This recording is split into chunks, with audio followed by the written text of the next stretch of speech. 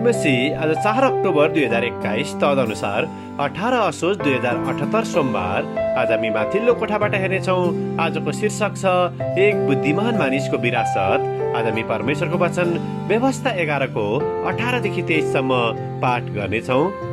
तिमीहरूले मेरा यी वचनहरू आफ्ना मन र हृदयमा राख, ती आफ्ना हातमा र निधारमा चिन्हहरू स्वरूप बाँध। आफ्नो घरमा बस्दा, बाटोमा हिँड्दा, ढल्कँदा र उठ्दा तिमीहरूले तिनीहरूका विषयमा चर्चा गरेर आफ्ना छोराछोरीहरूलाई सिकाओ।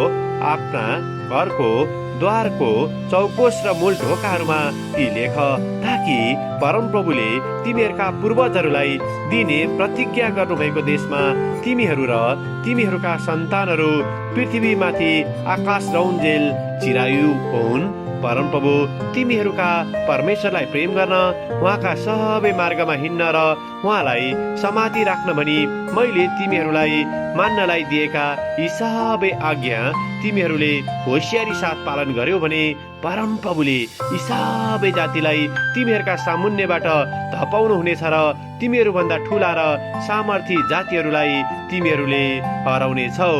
आमेन। हितोपदेश 13 को 22 लाई लेखक यहाँ जोड दिनुहुन्छ। असल मानिसले आफ्ना नाति नातिनाहरूका निम्ति पैतृक सम्पत्ति छोडिराख्छ। आमेन। लेखक आफ्नो अनुभव र विचारलाई यहाँ यसरी प्रस्तुत गर्नुहुन्छ।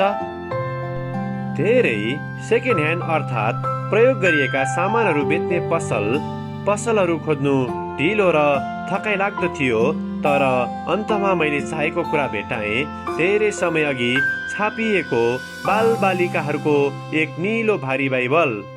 यो धेरै चलाइएर च्यातिएको थियो र यसको बाहिरी आवरण हराएको थियो, तर मैले भित्रका हरेक तस्बिरलाई चिने। यो त्यो बाइबल थियो जुन मेरो बुबाले मलाई र मेरा भाइ बहिनीहरूलाई सानो हुँदा पढेर सुनाउनुहुन्थ्यो। अहिले मेरा आफ्नै छोराछोरीहरू छन् र यो बाइबल हाम्रो निम्ति निकै लामो समय काम लाग्नेछ। मेरा छोराहरूले सम्झनु अघि मेरो बुवा 71 वर्षको उमेरमा बित्नुभयो, तर मेरो बुवाको मृत्यु लगत्तै कहिलेकाहीँ छोराहरूसँग गरिने बाइबल अध्ययन, मेरो बुबाको प्रेम, भक्ति र विश्वासको सम्झनामा गरिने हरेक रातको तालिका बन्यो। म पढ्ने, प्रश्न गर्ने, सुन्ने र व्याख्या गर्ने गर्छु।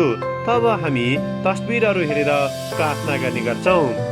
किशोर अवस्थामा पुगेका मेरा छोराछोरीहरू अहिले पनि हरेक साँझ हाम्रो बाइबल अध्ययन र छलफलको निम्ति भेला हुन्छन्। जसै हामी प्रसिद्ध कथाहरू पुनः पढ्छौँ, हामी बुझाइको नयाँ स्तरहरू र सम्भावित व्याख्याहरू बाँड्छौँ। हाम्रो जीवनप्रतिको परमेश्वरको इच्छा र हाम्रा आफ्नै इच्छाहरूबारे छलफल गर्छौँ। हाम्रा वर्तमान चुनौतीहरूमा बाइबलले सिद्धान्तहरू लागू गर्छौँ। चिन्तनहरू बाँड्ने यो समय अहिले एउटा बानी र हाम्रो दिनको एक आवश्यक भाग बनेको छ। यो मेरो बुबाको विरासत हो। आमेन। आजको विचार, नयाँ पुस्ताहरूसित म कसरी मेरो विश्वास बाँड्दैछु। प्रार्थना।